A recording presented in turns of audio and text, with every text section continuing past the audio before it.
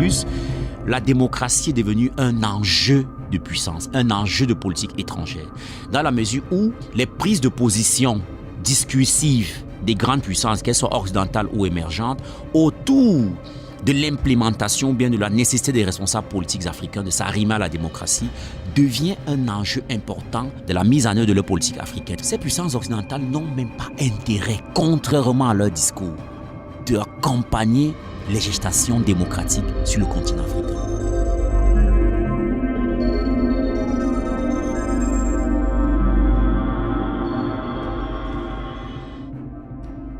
À partir de 1990, la France est plus que jamais bousculée, concurrencée, challengée par les autres puissances qui sont de retour sur le continent africain. Les États-Unis surfent sur les éléments politiques pour dénoncer le soutien anachronique de la France aux dictatures africaines.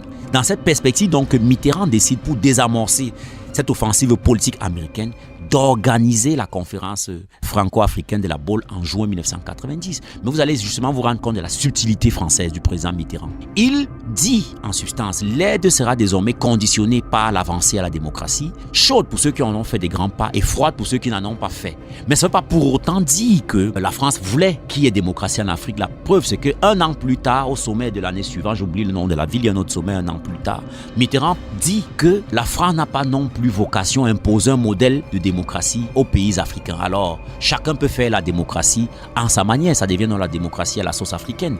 C'est ce que nous avons qualifié de tropicalisation de la démocratie.